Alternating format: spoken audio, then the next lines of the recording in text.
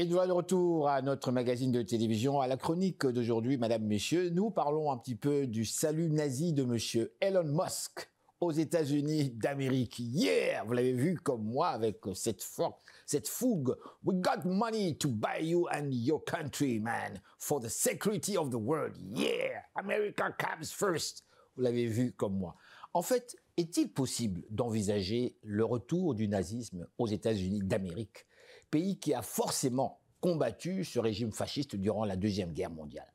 Sinon, comment expliquer ce geste identifiant un salut nazi, imaginez-vous, aux États-Unis d'Amérique, le jour même de l'intronisation de Donald Trump, le nouveau monarque américain? Certains l'appellent le nouveau Jésus, sauvé miraculeusement par Dieu pour sauver les Américains de la chute de l'Empire américain, l'homme qui est parvenu, avec son argent et son intelligence, à dompter le système aussi bien judiciaire que politique américain, y compris tout le peuple américain lui-même, par la majorité évidente aux dernières élections présidentielles américaines. Mais quel est ce message si éloquent pourtant? À quoi allons-nous assister dans peu de temps? L'émergence du fascisme en action et l'effacement graduel des droits acquis dans un système démocratique? Question. S'agit-il ici d'une remise en question graduelle du système démocratique au profit d'une dictature? Pardon? Dictature aux États-Unis? Un film de science-fiction devient réel aux États-Unis, paraît-il. Non mais, je rêve ou quoi? Le pays de la démocratie et de la liberté au maximum avec le choix du port d'armes pour défendre sa vie, si cela est nécessaire.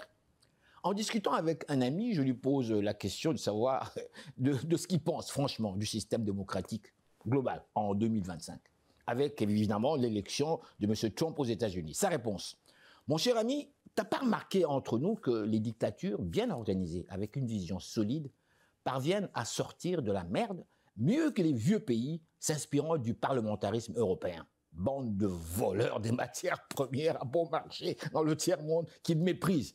Regarde la Chine de Mao, jadis pays pauvre et surpeuplé. Aujourd'hui, guidé par un monopartisme criant et très dirigiste, avec une vision claire, déterminé et très bien calculé, devient de nos jours le champion économique mondial et qui fait peur désormais aux Occidentaux, seuls maîtres du monde jadis, qu'ils ont créé à leur image et selon leur culture. Regardez les villes du monde, juste pour sortir un peu, où vous verrez la signature du colonisateur occidental dans l'architecture du centre-ville et même, exemple, des villes dans le Maghreb, en Afrique du Nord. Observez des villes telles que Tunis, Alger, Rabat, Dakar vers le Sénégal, Abidjan en Afrique de l'Ouest, Johannesburg, Montréal, Québec. Le colonisateur a laissé sa marque, sa signature physique. Un constat de la réussite des projets dans les dictatures réside dans la continuité à long terme des projets discutés et étudiés. Tandis que dans les démocraties issues du parlementarisme multipartiste, les blocages sont très nombreux dans les débats incroyables au Parlement quand il s'agit de réalisation du projet. Bref, les partis politiques jouent au ping-pong avec le peuple dans des débats stériles et qui n'aboutissent souvent à rien du tout. Les élections américaines nous fournissent des exemples éloquents. Obama arrive au pouvoir, il cible le social, etc. Son remplaçant arrive, démolit le travail d'Obama. Prochaine élection, Obama quitte et on remplace, on change tout, on démolit le travail de l'autre. Et nous voilà avec Joe Biden qui vient à son tour à la présidence et change tout, remet de l'ordre selon lui dans la machine économique du pays, tout en tendant la main à ses alliés européens, politiques issus de la Deuxième Guerre.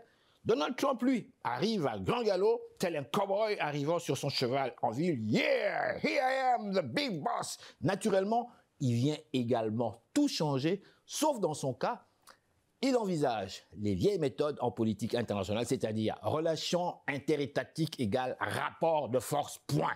Ça veut dire, je suis plus fort que toi, donc je peux t'écraser et t'effacer dans l'existence. Yeah, we got money to buy you, man.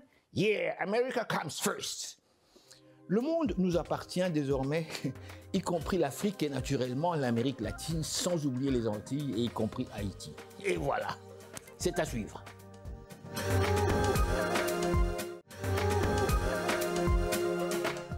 Et c'est déjà la fin de l'émission, nous espérons que vous avez aimé. Je vous dis grand merci au nom de toute l'équipe ici en Ringaka. Au revoir et gardez le sourire.